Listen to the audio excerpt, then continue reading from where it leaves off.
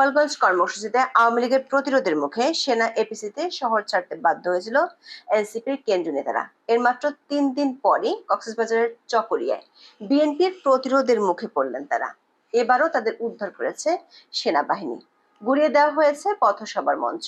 বিএনপির স্থায়ী কমিটির সদস্য সালাউদ্দিন আহমেদকে নিয়ে এনসিপি নেতা নাসিরুদ্দিন পাটোয়ারির আপত্তিকর মন্তব্যের জেরে ফুঁসে ওঠেন চট্টগ্রাম ও কক্সবাজারের বিএনপির নেতাকর্মীরা। এরপরে ভণ্ডুল হয় চকরিয়ার পথসভা। সেখানেও বিএনপি সমর্থকদের পেটাতে দেখা গেছে সেনা সদস্যদের। প্রশ্ন উঠেছে, সেনাবাহিনী কি একমাত্র এনসিপি নিরাপত্তায় নিয়োজিত বাহিনীতে পরিণত হলো? গোপালগঞ্জে নির্যাতন থামানোর জন্য দেশ বিদেশের নানা আবেদন উপেক্ষা করছে সরকার, অথচ সেনা পাহারা দিয়ে যাচ্ছে কিংস পার্টি এনসিপিকে। প্রশ্ন হলো, সেনা পাহারার মধ্যেও কিংস পার্টি এনসিপির সভা সমাবেশ ভণ্ডুল হওয়ার যে নজির তৈরি হচ্ছে, সেটি এই দলটিকে কোথায় নিয়ে যাচ্ছে? মাঠের রাজনীতিতে যেখানে মাঝারি শক্তির কোনো দলকে মোকাবিলার শক্তিও এনসিপির নেই, সেখানে তারা একই সঙ্গে দেশের প্রধান দুই দলকে শত্রুতে পরিণত করে কতদিন টিকে থাকতে পারবে? বিস্তারিত জানতে চলুন যাওয়া যাক বিশ্লেষণ।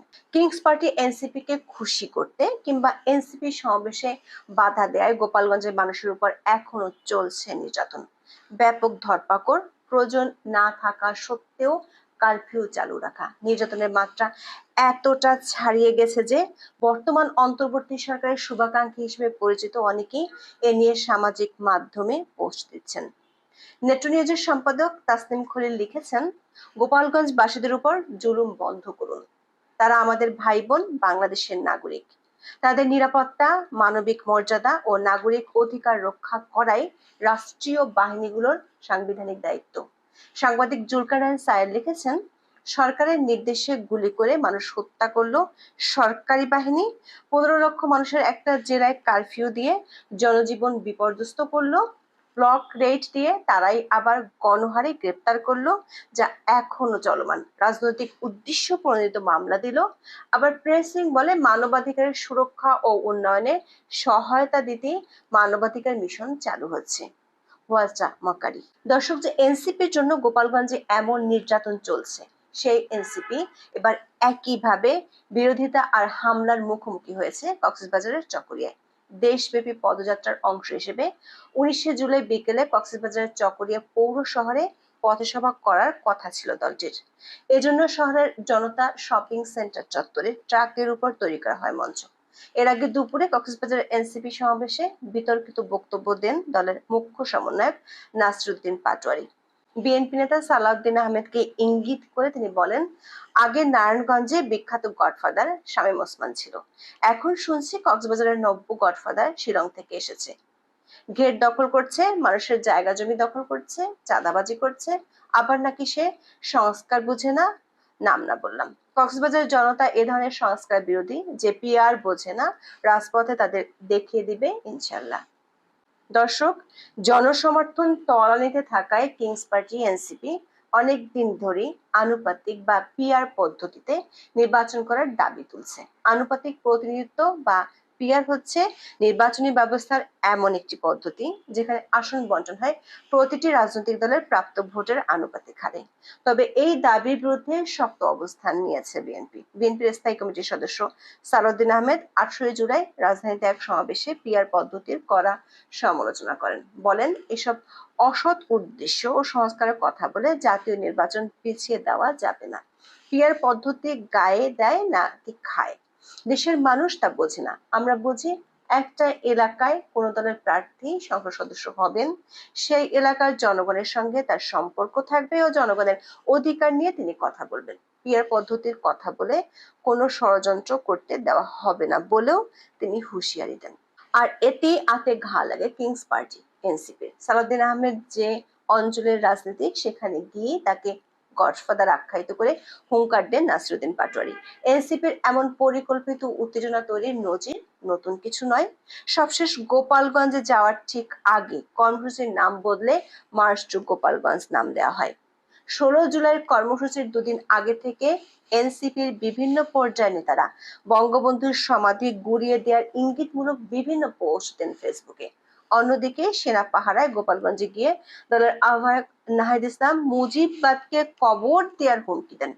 এর পরপরই ব্যাপকভাবে ছড়িয়ে পড়ে সহিংসতা। কয়েক ঘন্টা অবরুদ্ধ থেকে সেনা এপিসির ভেতরে ঢুকে এনসিপির কেন্দ্রীয় নেতারা শহর ছাড়েন। তবে তাদের বীরত্বের বলি হয়েছে গোপালগঞ্জের অন্তত 5টি প্রাণ।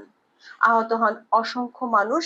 সেনা পুলিশের গুলি ছোড়ার ছবি ছড়িয়ে পড়ে আন্তর্জাতিক অঙ্গনেও। কক্সবাজারে অনেকটা ঠিক একইভাবে পরিকল্পিত উত্তেজনার জন্ম দিয়েছে এনসিপি। কক্সবাজারের নাসিরুদ্দিন পাটোয়ারির উস্কানিমূলক বক্তব্যের পরপরই ক্ষোভে ফুঁসে ওঠেন বিএনপি নেতাকর্মীরা। চকরিয়া সহ কক্সবাজার জেলায় বিএনপি নেতাকর্মীরা রাজপথে নেমে প্রতিবাদ করেন। বিকাল 4টার দিকে চকরিয়ার মহাসড়কে শুরু হয় বিএনপি নেতাকর্মীদের মিছিল। তারা সালাউদ্দিনের পক্ষে স্লোগান দিতে থাকেন। প্রথম আলোর প্রতিবেদনে বলা হয়, চকরিয়া দুপুর থেকে এনসিপির মঞ্চ তৈরি করে মাইকিং করা হচ্ছিল। হঠাৎ বিকেল 3:45টার দিকে কিছু লোক লাঠি সোঁটা নিয়ে মঞ্চে হামলা করেন। তারা এনসিপির মাইকিং করা লোকজনকে তাড়িয়ে দেন। ছাত্রদল ও বিএনপি নেতাকর্মীরা চকরিয়া জনতা শপিং সেন্টার চত্বরে বানানো ট্রাক মঞ্চ ভেঙে ফেলেন। তারা সমাবেশের ব্যানার ছিঁড়ে ফেলেন ও ট্রাকের কাচ ভাঙচুর করেন। ঘটনার সময়কার ভিডিওতে দেখা যায় সেনাবাহিনীর সদস্যরা বিএনপি নেতাকর্মীদের লাঠিপেটা করে এনসিপির মঞ্চ রক্ষার চেষ্টা করছে। তবে শেষ পর্যন্ত সেই চেষ্টা সফল হয়নি। চকরিয়া শহর জুড়ে ছড়িয়ে পড়ে বিক্ষোভ। চরম উত্তেজনার মুখে পণ্ড হয়ে যায় চকরিয়ার পথসভা। এনসিপির পক্ষ থেকে জানানো হয়, বিকেল 5টার দিকে দলের আহ্বায়ক নাহিদ ইসলাম সহ কেন্দ্রীয় নেতাদের উপস্থিতি থাকার কথা ছিল। তবে তার আগেই বিএনপি ছাত্রদলের নেতারা হামলা চালিয়ে সমাবেশ বানচাল করে দেয়। অন্যদিকে চকরিয়ার বিএনপির লোকজন এনসিপির গাড়িবহর আটকে রাখেন বলে অভিযোগ তুলেন দলের নেতা আব্দুল হান্নান মাসুদ। ফেসবুকে হান্নান মাসুদ লেখেন, চকরিয়া জাতীয় নাগরিক পার্টির গাড়িবহর আটকে রেখেছে বিএনপির লোকজন। তারা গাড়িবহর আটকে বিএনপির স্থায়ী কমিটির একজন সদস্যের নামে স্লোগান দিচ্ছেন। লোহাগড়ায় ব্যানার ফেস্টুন ছিঁড়ে ফেলেছে। যেমন লীগ গত 16 বছর ধরে করেছে, ঠিক তেমনি আপনারাও করছেন। তাদের পরিণতি দেখে যদি শিক্ষা না নিতে পারেন, তাহলে সেম পরিণতির জন্য আপনারা অপেক্ষা করুন। এনসিপির আরেক কেন্দ্রীয় নেতা প্রথম আলোকে বলেন, চকরিয়া বিএনপি নেতাকর্মীরা মঞ্চ ভাঙচুর করায় তাদের সভা হয়নি। এনসিপি নেতাকর্মীরা চকরিয়া অবস্থান করেননি। তারা লামাথানচি সড়কের ফাঁসিয়া খালি এলাকায় আটকে পড়েন। সেখানে বিএনপি নেতাকর্মীদের জটলার কারণে সবাই আতঙ্কিত অবস্থায় আছেন। দর্শক, অথচ এই এনসিপি নেতারাই মাত্র কয়েক ঘন্টা আগে কক্সবাজারে উস্কানিমূলক বক্তব্য দিয়েছিলেন, বিএনপিকে রাজপথে দেখিয়ে দেওয়ার হুঙ্কার দিয়েছিলেন নাসিরুদ্দিন পাটোয়ারি।